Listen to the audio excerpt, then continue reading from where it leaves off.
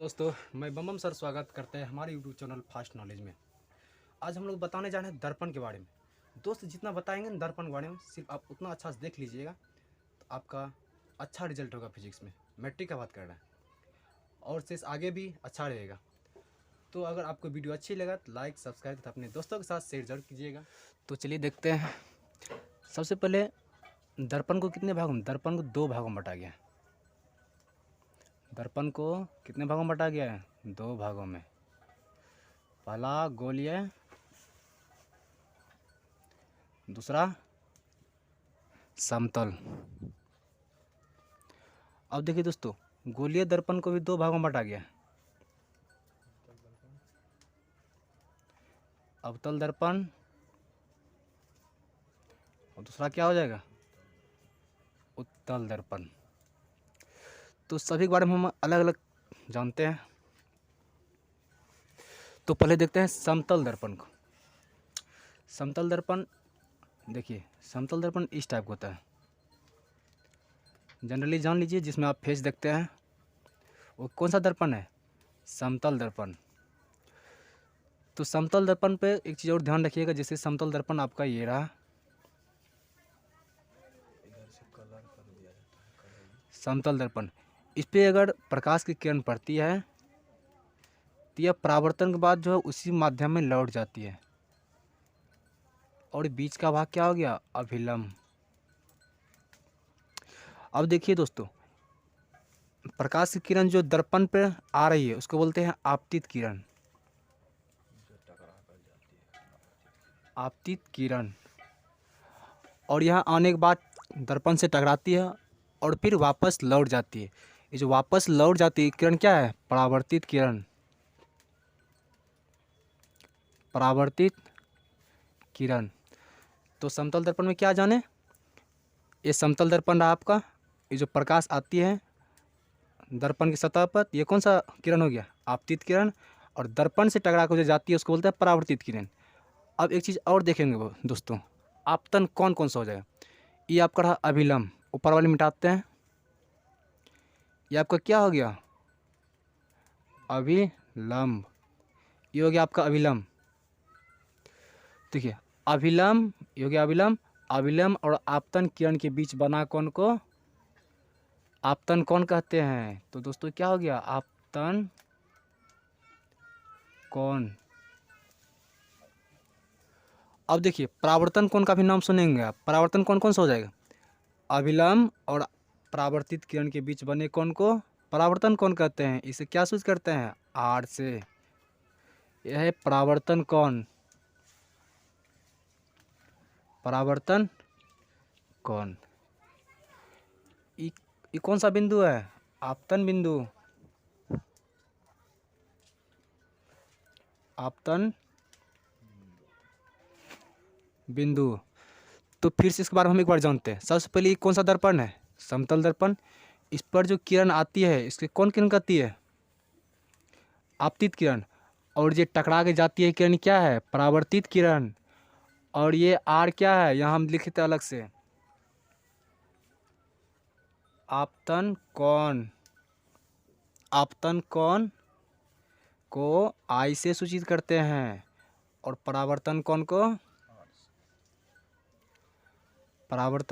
को आर से सूचित करते हैं। इसमें देखिए दोस्तों, तो दोस्तों हम क्या जाने समतल दर्पण बारे में? जो किरण आती है तो उसे आपतित किरण, और जो दर्पण से टकरा के चली जाती है उसे कौन सा किरण कहते हैं? परावर्तित किरण। और आपतन कोण कौन सा हो जाता है? आपतन कोण जो अभिलंब और आपतित किरण के बीच कोण बना तो उसे आपतन कोण, जिसे आई से सूचित किया जाता है। और परावर्तन कोण कौन सा हो जाएगा? जो परावर्तित किरण और अभिलंब के बीच कोण बनाती है उसे परावर्तित कोण कहते हैं, उसे आर से सूचित करते हैं। ये सब हम बता चुके। तो अगला बात करते हैं हम अवतल दर्पण का। तो दोस्तों अवतल दर्पण कौन सा होता है? देखिए जिस तरह से, इसको पहले हम चित्र देखते हैं अवतल दर्पण।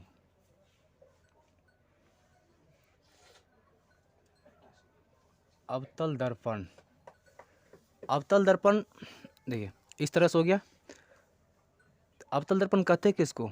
वैसा दर्पण जिसका परावर्तक सतह धंसा हुआ हो। ये देखिए दोस्तों, इधर से पेंट किया हो और परावर्तक सतह जिधर से फेस देखा जाता है, तो ये कौन सा सतह हो गया? परावर्तक सतह। ये कैसा है? धंसा हुआ है। जिसका परावर्तक सतह धंसा हुआ हो तो उसको कौन सा दर्पण कहते हैं? अवतल दर्पण। दूसरा देखते हैं उत्तल दर्पण। उत्तल दर्पण। उत्तल दर्पण इस तरह से हो जाएगा। ये कौन सा दर्पण हो गया? उत्तल दर्पण। देखिए इसका धंसा हुआ भाग पे पेंट किया गया है और जिसको ऊपर उठा हुआ भाग है इसमें पेंट नहीं किया गया। ये कौन सा हो गया? परावर्तक सतह। ये कौन सा सतह हो गया? परावर्तक सतह। परावर्तक सतह। तो अब हम लोग डिटेल से बात करते हैं। ये तो उसका चित्र हो गया पहचानने के लिए। ये कौन सा दर्पण हो गया? अवतल दर्पण। और ये कौन सा दर्पण हो गया? उत्तल दर्पण। और थोड़ा हम दूसरी चीज़ बात करते हैं। तो दोस्तों अवतल दर्पण में देखते हैं तो ये कौन सा दर्पण है? अवतल दर्पण, क्योंकि इसका परावर्तक सतह धंसा हुआ है। तो इसके और ये हो गया प्रधान अक्ष। कौन सा अक्ष हो गया? प्रधान अक्ष। और ये इसका ध्रुव हो गया। इसको पी से सूचित किया जाता है। ध्रुव को किससे सूचित किया जाता है? पी। और एम एन एक अवतल दर्पण है। ध्रुव से लेकर यहाँ तक की दूरी, मान लीजिए यहाँ तक की दूरी कौन सी मानते हैं? एफ। और इस दूरी से 2 गुना दूरी कौन रहता है? वक्रता त्रिज्या। तो दोस्तों एक चीज़ ध्यान रखिएगा, ध्रुव से यहाँ तक की दूरी को देते हैं फोकस दूरी। फोकस दूरी। और ध्रुव से यहाँ तक की दूरी कौन सी कहते हैं? यहाँ तक की दूरी को वक्रता त्रिज्या। तो वक्रता त्रिज्या की दूरी 8 सूचित करते हैं और ध्रुव से फोकस के बीच की दूरी किससे सूचित करते हैं? एफ से। और एक चीज़ ध्यान दीजिएगा, ध्रुव और फोकस के बीच का दूरी जो है इस दूरी से 2 गुना दूरी पर रहता है कौन? वक्रता त्रिज्या। किससे? ध्रुव से। इसका मतलब कह सकते हैं हम C बराबर 2 गुना, यानी कि फोकस दूरी के 2 गुना कौन रहता है? वक्रता त्रिज्या। तो F बराबर कितना हो गया? F बराबर, सॉरी दोस्तों यहाँ C का R दे सकते हैं, R बराबर 2F। तो F बराबर कितना हो जाएगा? R/2। ध्यान रखिएगा दोस्तों, इस सूत्र है, इसी पे आपको बहुत सारे सवाल देखने को मिलेंगे एग्जाम में। आपको एग्जाम में इस तरह से सवाल पूछेगा। यदि दोस्तों आपको F यानी कि फोकस दूरी आपको 10 सेंटीमीटर दे दिया जाए और बोलेगा आपको क्या? इसका वक्रता त्रिज्या बताइए, तो क्या बोलिएगा? R बराबर 2F। R बराबर 2 गुना F का मान कितना है? 10 बराबर 20 मीटर। तो यहाँ से भी देखिए, अगर फोकस दूरी 10 मीटर है तो वक्रता त्रिज्या की दूरी कितना हो जाए? 2 गुना दूरी पर, तो 10 गुना 2 कितना हो गया? 20 मीटर। तो इसी तरह देखते हैं, अगर आपको वक्रता त्रिज्या दे दिया 40 मीटर या 40 सेंटीमीटर, सॉरी यहाँ सेंटीमीटर है, सेंटीमीटर, तो इसका फोकस दूरी बोलेगा, फोकस दूरी बराबर वाट। तो फोकस दूरी वक्रता त्रिज्या फोकस दूरी बोलेगा, तो F बराबर R/2 बराबर R का मान कितना है? 40 सेंटीमीटर बटे 2 20 सेंटीमीटर। तो कितना हो गया? 20 सेंटीमीटर। तो यहाँ देखिए, यहाँ तक की दूरी अगर एक बार कितना माना 10 सेंटीमीटर, तो बोलता है ध्रुव से और वक्रता केंद्र के बीच की दूरी कितना हो जाएगा? तो फोकस दूरी के 2 गुना दूरी पे। तो R बराबर 10 गुना 2 20 सेंटीमीटर। और दूसरा सवाल हम क्या लिए, अगर आपको वक्रता त्रिज्या की दूरी कितना है? R बराबर 40 सेंटीमीटर, तो बोलता है किसका दूरी निकालने के लिए? F यानी कि फोकस दूरी का। तो F बराबर R/2। तो R का मान कितना है? 40 सेंटीमीटर। 2 से डिवाइड कीजिए आप, कितना हो गया? 20 सेंटीमीटर। तो अवतल दर्पण में क्या जाने हम, यहाँ ध्रुव से लेकर यहाँ तक की दूरी क्या है? फोकस दूरी। और ध्रुव से लेकर वक्रता केंद्र की दूरी क्या है? वक्रता केंद्र की दूरी है। तो इसमें जानते हैं, अगर हम वस्तु का प्रतिबिंब बनाना चाहते हैं, अगर हम सपोज दैट मान लीजिए इसका वस्तु को हम यहाँ रखेंगे, यहाँ हम क्या रखेंगे? वस्तु को, तो इसका प्रतिबिंब कहाँ बनेगा? यहीं बनेगा, नीचे हम इसी का। देखिए, तो यहाँ से यहाँ तक की दूरी हम क्या कहते हैं? एप्स। और यहाँ से यहाँ तक की दूरी किससे मापते हैं हम? R से।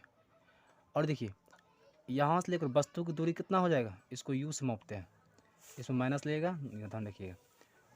और देखिए यहाँ पे अब प्रतिबिंब जो यहाँ से बना यहाँ तक, तो ध्रुव से लेकर प्रतिबिंब की दूरी कितना हो जाएगा? -V से सूचित किया जाता है।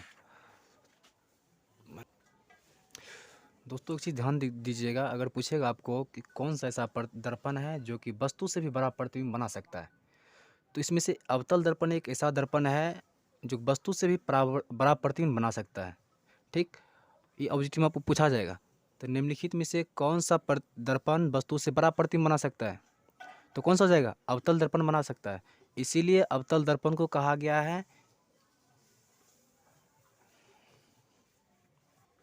इसीलिए जब दोस्तों जो पूछेगा कि आवर्धित प्रतिबिंब कौन सा दर्पण बना सकता है, आवर्धित मतलब हुआ कि वैसा दर्पण जो कि वस्तु से भी बड़ा प्रतिबिंब बना देता है। तो इसका मतलब अवतल दर्पण क्या है? वस्तु से बड़ा प्रतिबिंब बना सकता है। इसीलिए हम क्या कह सकते हैं? अवतल दर्पण जो है आवर्धित प्रतिबिंब बना सकता है। अगर आपको OJT में पूछेगा एग्जाम में कि निम्नलिखित में से कौन सा दर्पण आवर्धित प्रतिबिंब बना सकता है, तो अभी जाने कि अवतल दर्पण जो है यह वस्तु से बड़ा प्रतिबिंब बना सकता है। इसका मतलब ये आवर्धित प्रतिबिंब बना सकता है। इसलिए कौन सा दर्पण बना सकता है? अवतल दर्पण। तो दोस्तों ध्यान दीजिए, ये कौन सा दर्पण है? उत्तल दर्पण, क्योंकि उसका परावर्तक सतह उठा हुआ है। इसमें एक दो चीज़ याद रखिएगा, जैसे उत्तल दर्पण जो है यह आवर्धित प्रतिबिंब नहीं बनाता है, नहीं बनाता है। दूसरा क्या कि यह जो है यह आभासी प्रतिबिंब बनाता है, प्रतिबिंब बनाता है। तीसरा क्या है? आभासी का मतलब हो गया कि यह सीधा प्रतिबिंब बनाता है। तीसरा, यह वस्तु से बड़ा प्रतिबिंब नहीं बनाता है,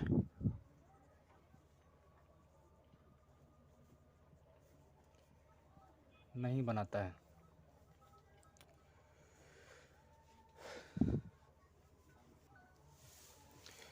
चौथा देखिए, इसका परावर्तक सतह उठा हुआ होता है। तो अवतल दर्पण का भी कुछ खासियत होता है। इसमें सबसे पहले यहाँ से क्या आ गया? पोल, यानी कि ध्रुव। पोल से लेके यहाँ तक दूरी F, और यहाँ से लेके यहाँ तक दूरी, फोकस दूरी की दुगुना 2F, या इसको बोल सकते हैं C। ठीक, इसमें देखिए पहला इसका शर्त क्या है कि यह आवर्धित प्रतिबिंब बना सकता है, आवर्धित प्रतिबिंब बना सकता है। दूसरा क्या? यह आभासी तथा वास्तविक दोनों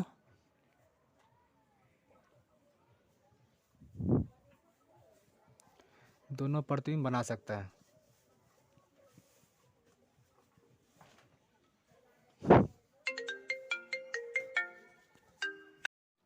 तो तीसरा जानते हैं,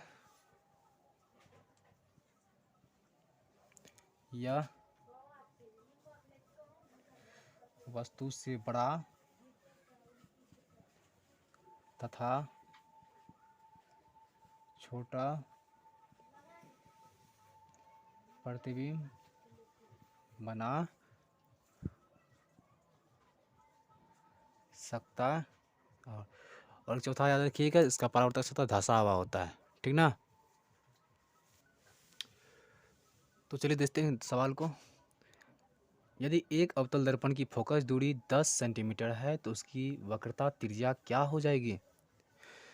तो जवाब दीजिए दोस्तों कमेंट बॉक्स में, और वीडियो को लाइक, सब्सक्राइब तथा अपने दोस्तों के साथ शेयर जरूर करें। तो जवाब दीजिए। तो सबसे पहले जानते हैं इसमें F कितना है? फोकस दूरी 10 सेंटीमीटर दिया हुआ है। ठीक ना? अभी क्या बताएं? वक्रता त्रिज्या R बराबर फोकस दूरी के 2 गुना होता है। तो 2 गुना 10 कितना हो गया? 20 सेंटीमीटर। तो आंसर नंबर C सही। तो इसका आंसर बताइए। यदि एक अवतल दर्पण की फोकस दूरी 20 सेंटीमीटर है तो उसकी वक्रता त्रिज्या कितना हो जाएगी? जवाब दीजिए और क्वेश्चन जवाब दीजिए और वीडियो को लाइक करते रहिएगा और सब्सक्राइब कीजिएगा। तो ऐप करता है 20 सेंटीमीटर, सी फोकस दूरी की 2 गुना 20 बराबर 40 सेंटीमीटर। तो इसका जवाब दीजिए। यदि एक अवतल दर्पण की वक्रता त्रिज्या 40 सेंटीमीटर है तो उसकी फोकस दूरी कितना हो जाएगा? कमेंट बॉक्स में जवाब दीजिए। अभी जाने तो क्या आर करता है 40 सेंटीमीटर और फोकस दूरी क्या होता है? वक्रता त्रिज्या की आधी। तो 40/2 कीजिए, आप कितना होगा? 20 सेंटीमीटर। आंसर नंबर सी का सही है। तो ऐसे ही वीडियो देखना चाहते हैं तो बने रहिए हमारे यूट्यूब चैनल फास्ट नॉलेज पर। चैनल को लाइक, सब्सक्राइब तथा अपने दोस्तों के साथ शेयर कीजिए। मिलते हैं नेक्स्ट वीडियो में।